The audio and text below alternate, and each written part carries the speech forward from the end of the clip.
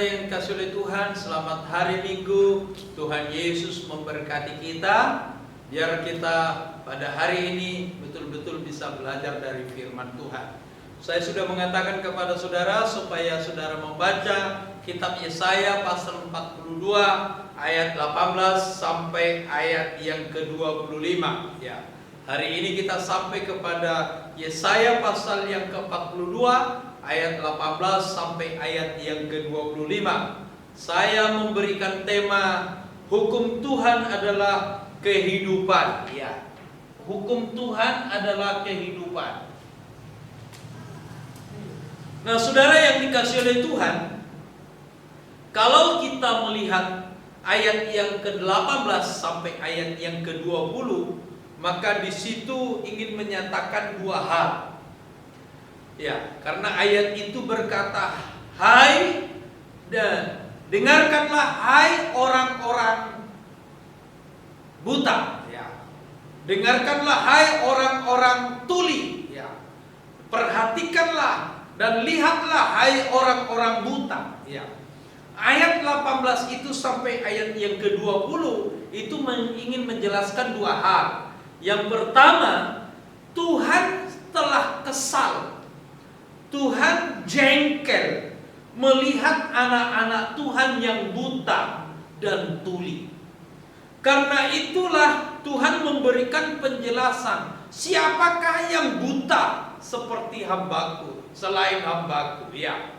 Jadi ayat itu ingin menjelaskan bahwa Tuhan sangat jengkel terhadap orang-orang yang buta, yang dalam hal ini waktu itu adalah nabi-nabi dan hamba-hamba Tuhan yang sedang ditugaskan oleh Tuhan untuk menjadi pengawas Israel.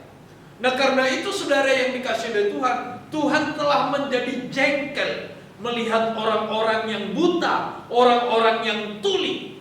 Nah, karena itulah Tuhan berkata, "Dengarkanlah hai orang-orang yang tuli. Perhatikanlah dan lihatlah hai orang-orang yang buta." Ya.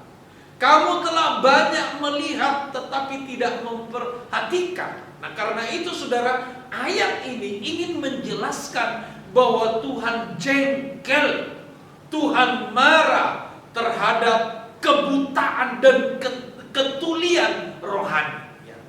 Ya, saudara yang dikasihi oleh Tuhan, memang ada banyak anak Tuhan yang begitu rajin ibadah, begitu rajin kebaktian, begitu rajin melakukan sesuatu, tetapi buta dan tuli. Ya, kadang-kadang sama seperti anak-anak. Kita menyuruh anak saya suruh, "Kevin, pergi dulu ke sana." Tapi kemudian, ada lagi, "Beli ini." Setelah sampai di tempat, dia lupa apa yang mau dia beli. Itu karena memang dia tidak fokus. Ya.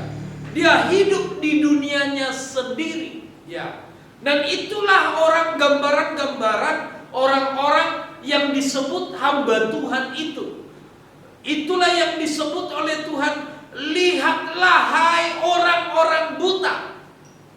Dengarkanlah dengan baik hai orang-orang tuli." Nah, itu saudara yang dikasihi oleh Tuhan.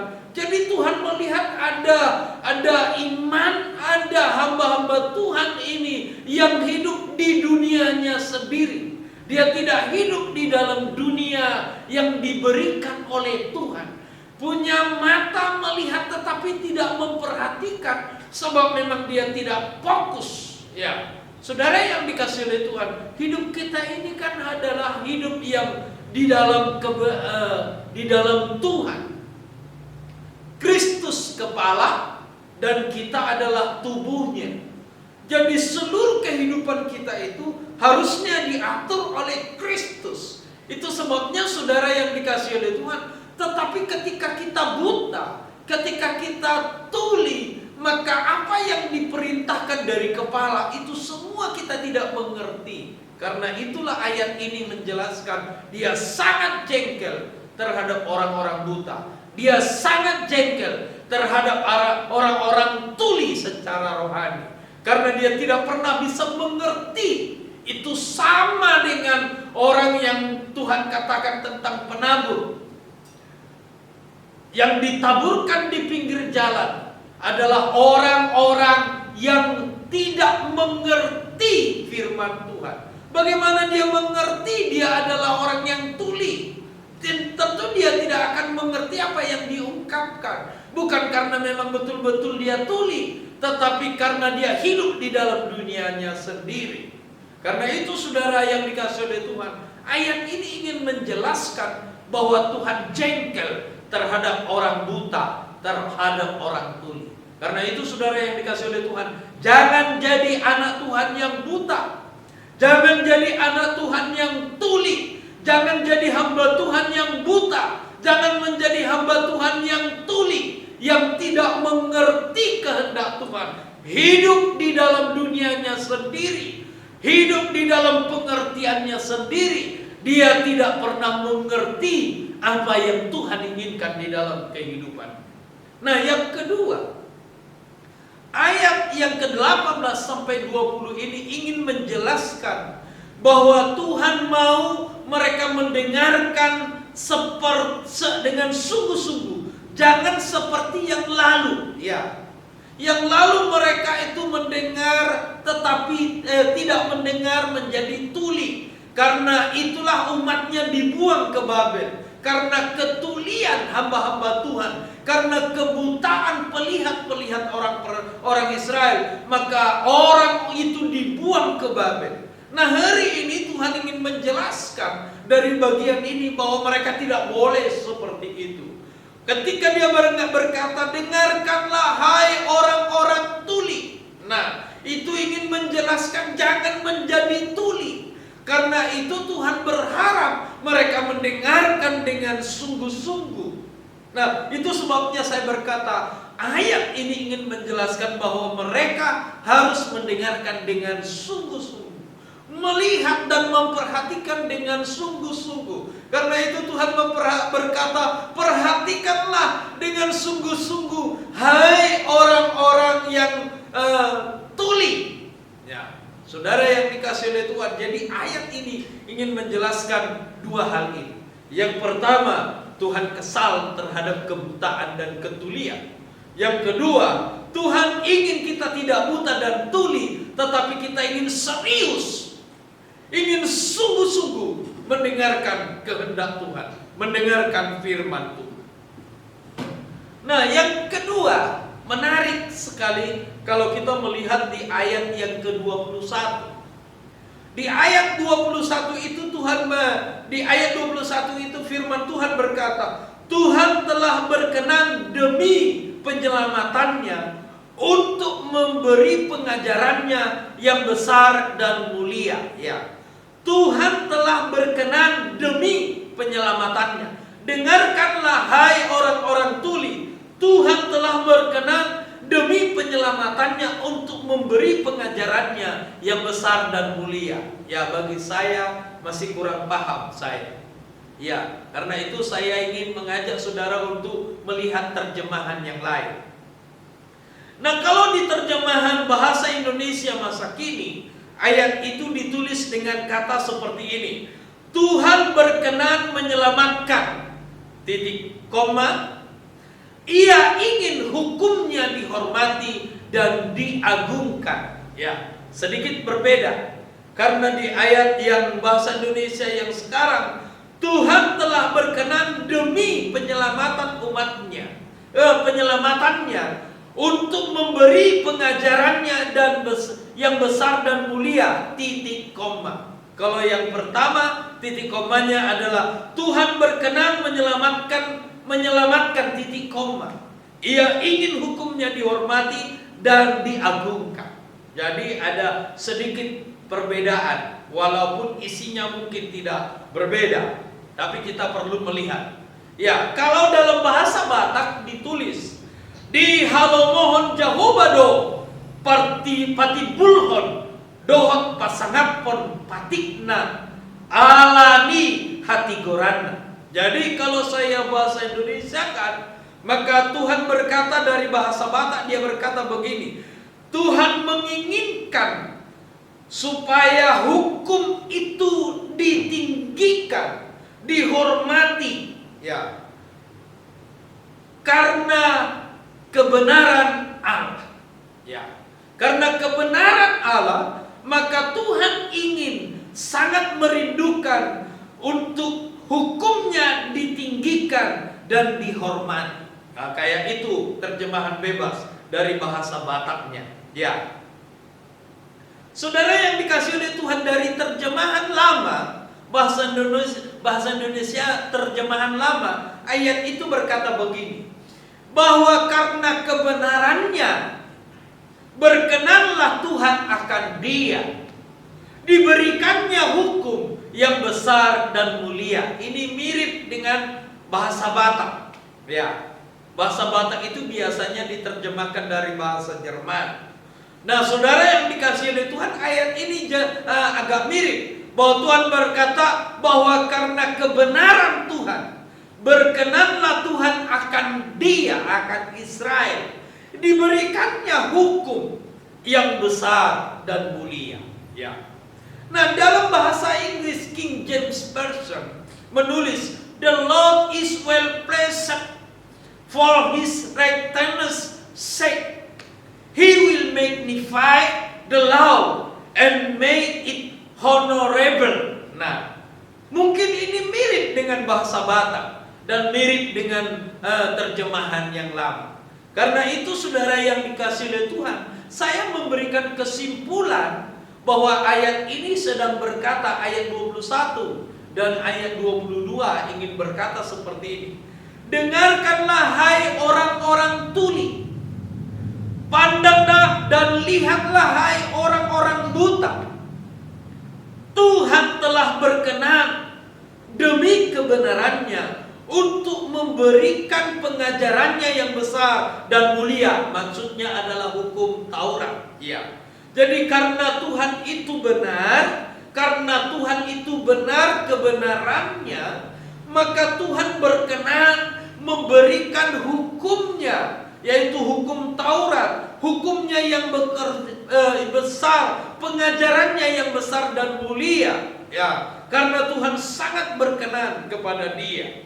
Karena itu, saudara, ayat itu ingin berkata Tuhan telah memberikan demi kebenarannya untuk memberikan pengajarannya yang besar dan mulia. Namun, ya, ini ayat 22 ingin menjelaskan keadaan orang Israel. Namun mereka suatu bangsa yang dijara dan dirampok. Mereka semua terjebak dalam lubang, ya, disembunyikan dalam rumah-rumah penjara. Mereka telah menjadi jarahan dan tidak ada yang melepaskan, menjadi rampasan dan tidak ada yang berkata kembalilah. Nah, saudara lihat, jadi bagian yang pertama tadi, ayat yang ke-21, Tuhan berkata, kalau mulai ayat yang ke-18, hai orang-orang tuli, hai orang-orang buta, perhatikanlah, lihatlah, Tuhan telah berkenan memberikan hukumnya, pengajarannya yang besar dan mulia. Ya, karena kebenarannya. Jadi Tuhan itu benar, ingin umatnya benar. Karena Tuhan benar dan Tuhan ingin umatnya benar, maka Tuhan memberikan hukumnya, ya, pengajarannya yang besar dan mulia untuk menjadi tatanan kehidupan orang percaya. Nah, itu sebabnya saya memberikan tema hukum Allah adalah kehidupan. Ya. Hukum Tuhan itu adalah kehidupan bagi orang yang percaya. Kita ini tidak sama dengan dunia. Ya. Kita tidak sama dengan orang-orang yang tidak percaya kepada Tuhan. Kita ini hanyalah hidup enak, hidup diberkati oleh Tuhan. Kita akan hidup jika kita hidup sesuai dengan hukum Tuhan. Sebab kalau kita tidak hidup dengan hukum Tuhan, maka kita melanggar hukum Tuhan. Maka Tuhan merasa benci kepada kita karena kita tidak menuruti kehidupannya. Itu sebabnya ayat itu berkata, karena Tuhan berkenan akan kita, oleh karena Dia benar, kebenarannya, maka Tuhan memberikan pengajarannya yang besar dan mulia kepada kita. Sebab itu sebagai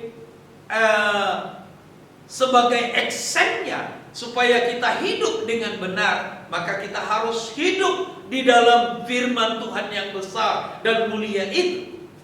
Tetapi ada kondisi orang Israel waktu itu, mereka ada di dalam penjara, ada di dalam ruang lubang-lubang, dianggap seperti ruang tanah. Mereka di dalam penjara. Apa maksudnya? Bahwa pada saat mereka ada di dalam Babel, mereka tidak bisa hidup sesuai dengan hukum-hukum Tuhan. Mereka tidak bisa beribadah ke Yerusalem.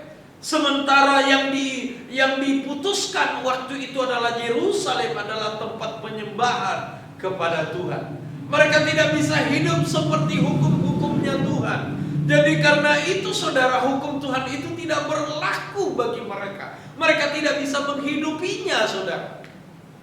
Tetapi di pihak yang lain, Tuhan juga ingin berkata, oleh karena mereka tidak hidup di dalam kebenaran itu, di dalam hukum Taurat itu, di dalam hukum yang Tuhan kasih itu, mereka melanggarnya, maka Tuhan membuang mereka ke Babel. Oleh karena itu saudara, maka Tuhan berkata kepada mereka di dalam bagian ini, mereka ada di dalam lorong-lorong, ada di dalam penjara. Kenapa saudara? Akibat daripada tidak melakukan hukum Taurat. Nah karena itu saudara yang dikasihi oleh Tuhan, bagian ini ingin menjelaskan tentang hukum Taurat yang besar dan mulia itu. Karena itu sekali lagi saya katakan, saya memberi tema hukum, mengikuti hukum Tuhan itu adalah kehidupan. Ya, mengikuti hukumnya Tuhan itu adalah kehidupan bagi kita. Artinya bahwa pengajaran Tuhan atau hukum Tuhan Allah itu diberikan karena Allah benar dan Allah mau umatnya benar. Ya, karena itu umat yang melanggar hukum Allah itu, maka umatnya tidak benar atau berdosa kepada Allah.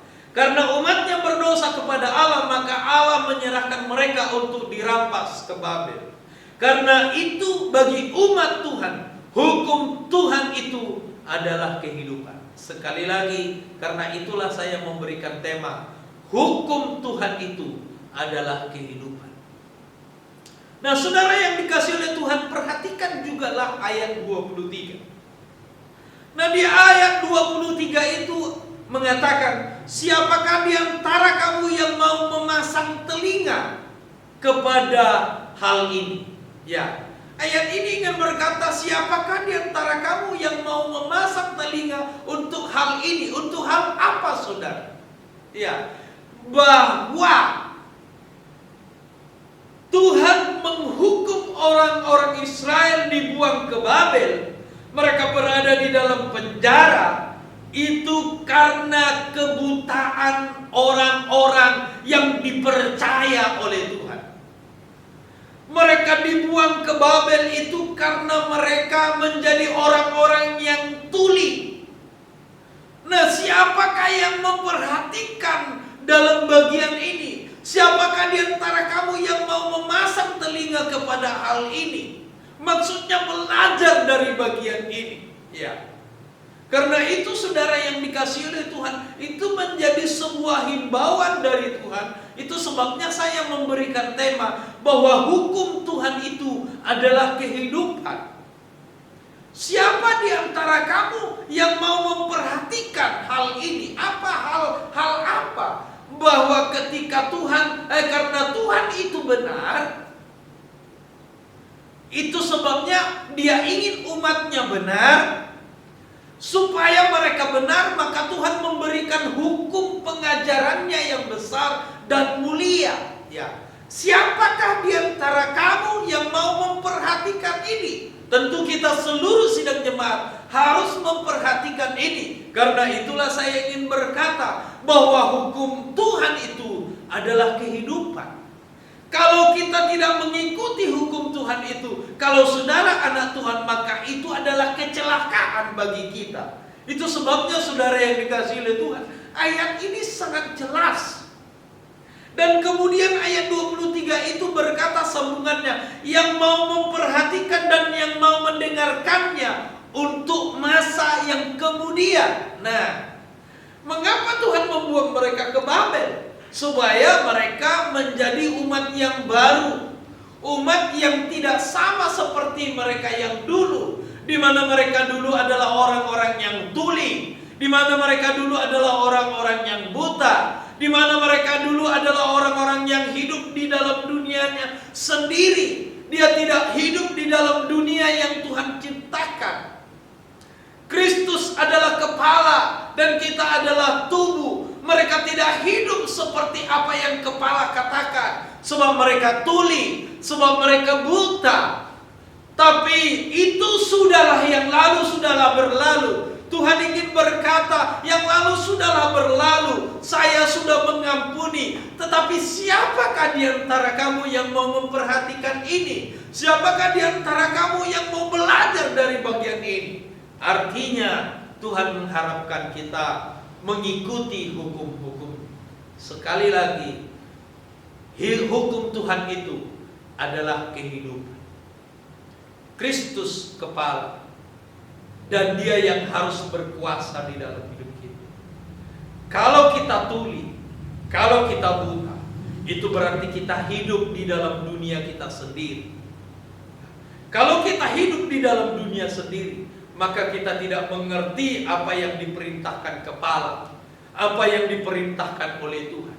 Itu sebabnya jadi anak Tuhan, jadilah anak Tuhan yang benar.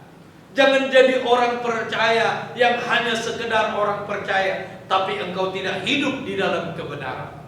Sekali lagi, hukum Tuhan itu adalah kehidupan. Kalau engkau mau hidup, ikutilah hukum Tuhan, maka engkau akan hidup. Amin. Mari kita berdoa. Bapa di surga, kami bersyukur buat firman Tuhan pada pagi hari ini. Kami sangat percaya buat kasih kemurahan Tuhan yang selalu melimpah kepada kami. Engkau mengajar kami begitu luar biasa.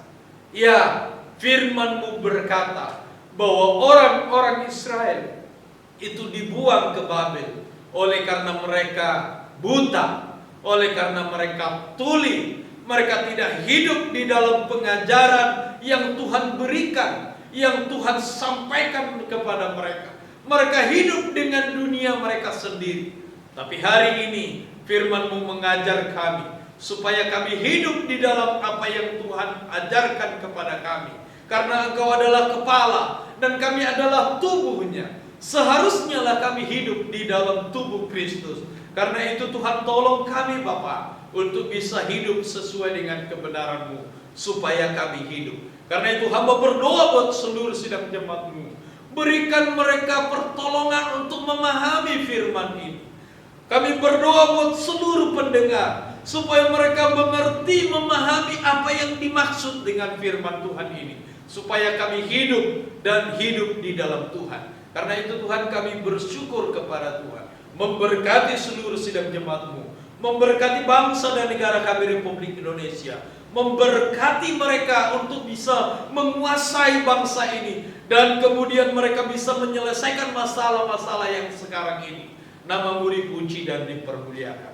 Hamba berdoa buat seluruh sidang jemaat-Mu, tutup bungkus dengan darah-Mu, sehingga tidak ada satupun di antara kami yang kena penyakit COVID corona ini. Kami juga berdoa buat Punguan Lumban Raja. Kami mau serahkan ke dalam tangan Tuhan. Hamba sangat percaya ketika hamba-Mu Engkau pilih menjadi ketua dari mereka, Engkau berharap hamba-Mu berdoa buat mereka. Engkau berharap mereka bertobat dan mengasihi Tuhan. Karena itu hamba berdoa kepada-Mu, berkati Punguan kami Lumban Raja. Tuhan tolong supaya kami juga hidup di dalam kebenaran-Mu. Memberkati keluarga kami. Nama-Mu dipuji dan dipermuliakan. Terima kasih Tuhan Yesus. Terpujilah nama-Mu. Dalam nama Kristus Yesus kami sudah bersyukur dan berdoa. Sekarang arahkanlah hatimu kepada Tuhan. Angkatlah tanganmu dengan iman, dan terimalah anugerah dari Allah Bapa, cinta kasih daripada Tuhan kita Yesus Kristus, serta persekutuan Allah Roh Kudus itulah yang akan menyertai, memberkati, menolong, bahkan menopang, meneguhkan iman kita hari ini sampai Maranatha Tuhan Yesus datang kedua kali kelak. Yang percaya berkata, amin. Shalom, Tuhan Yesus memberkati kita. Jangan lupa di subscribe, di like, dan di share kepada orang lain. Amin.